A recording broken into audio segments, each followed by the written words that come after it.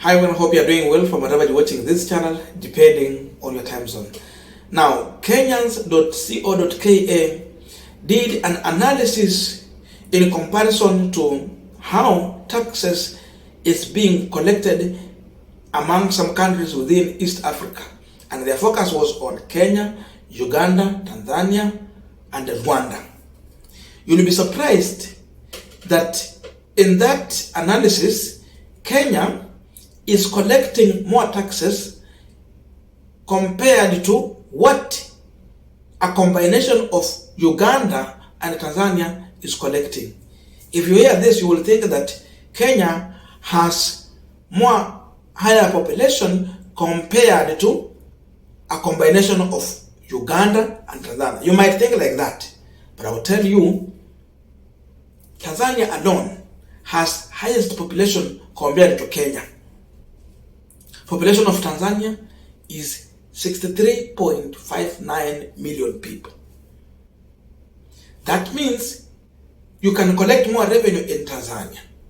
Because of population, there is demand and supply. You look at the population of Uganda, it's not that much far away from Kenya's population because it is standing at 45.85 million people. That's Uganda. So combine the two together, you will agree with me that that population is 2 times Kenyan population, because a combination of Tanzania population and the Uganda population, it will give you 109.44 million people in population. But now, look at this. Kenya collect more tax than Tanzania and Uganda combined. Tax collection in East Africa, Uganda, they are collecting 798.4 billion shillings. Kenya is collecting 2.03 trillion shillings. Rwanda is collecting 232.6 billion, and for information, Rwanda population is just 13.46 million people. And Tanzania is collecting 1.29 trillion shillings. All this is in Kenyan shillings. This is a report that was done in 2021-2022. That is the collection of the taxes. So you have to combine 798.4 plus the Tanzania one, 1.29 trillion, to get 2.03 trillion shillings. If someone tells you that Kenya is overtaxing its people, you have nothing to doubt about this. Because you can check on population. You can check on the chain of demand and supply, and you can make your own conclusion. Tell me your views after this combination of analysis. Give me your views in the comment section and let it be honest views. We are continuing this panel discussion, but just a quick request for those who are watching and you have not yet subscribed, please consider subscribing. To the returning subscribers, I must say thank you so much, and again to all our viewers, please give this video a thumbs up. Thank you so much, and back to this discussion.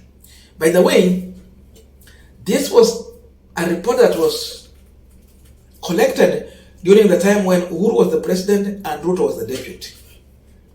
So not much blame on Ruto, but again, he was there.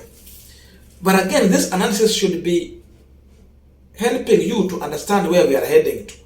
The person who was combining these figures wanted to explain something going forward, and that is what we want to look into. What is it? Look on the new tax measures that Kenya Kwanza regime want to bring to you. If the previous regime was pegging their taxes at 80%, now Ruto is coming with 16%. That means double that figure. They want double the taxes.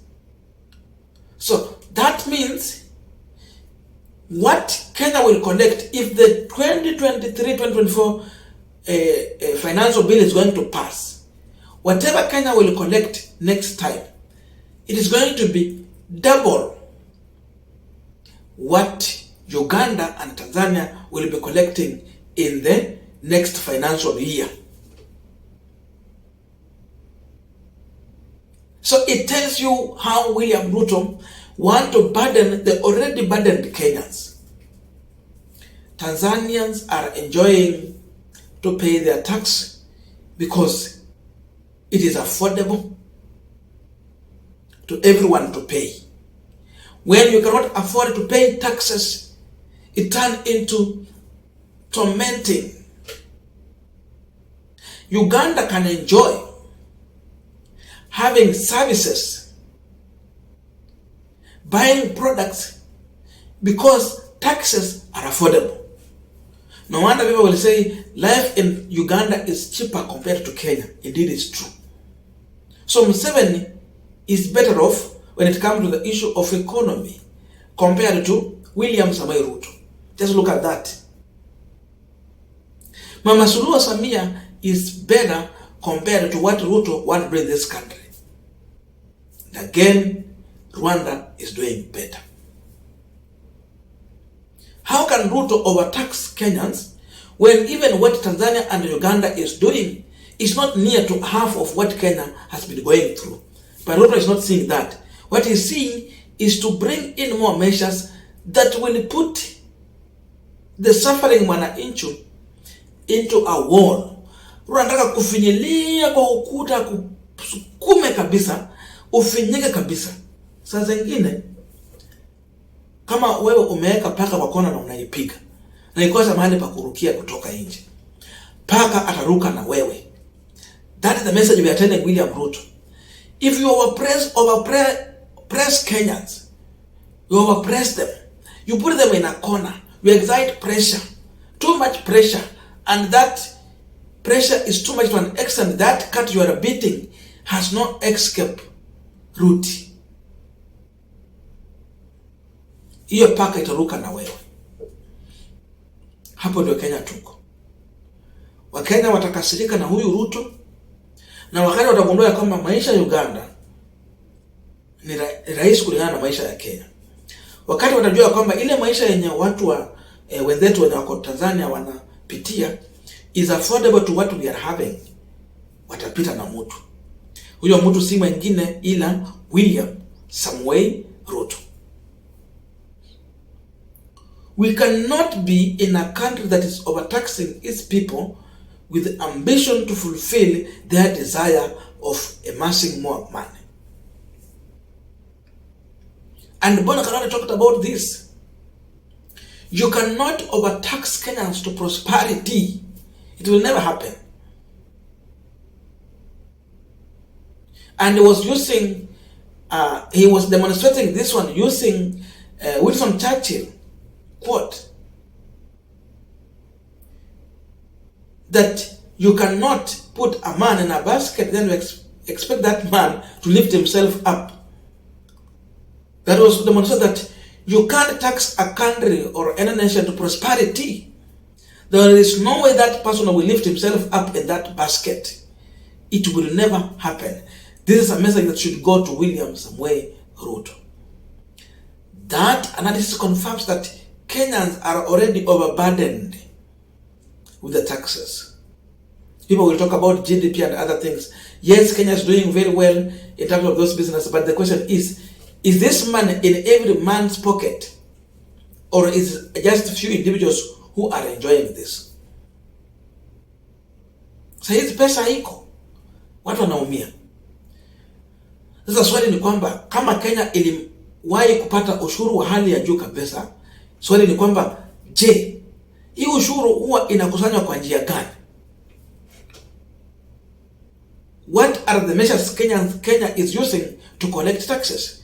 You will agree that Kenya is imposing too much taxes on its own citizens through the services they offer, through value addition taxes, among many other things. License inapeana kwa bei ya juu. To run business in this country, it is very expensive. Sababu ndio ulipia license is too high. Kila kitu inakuwa taxed. So you end up sometimes even paying double taxes. County government inakupiga tax hapa, national government inakupiga tax hapa. So you end up paying double, triple taxes in this country. Then the most oppressed person is the person who is the end consumer of the product or services on the ground. I don't know your views, but it has mentioned in the comment section for coordination of this conversation. Thank you and see you in our next video.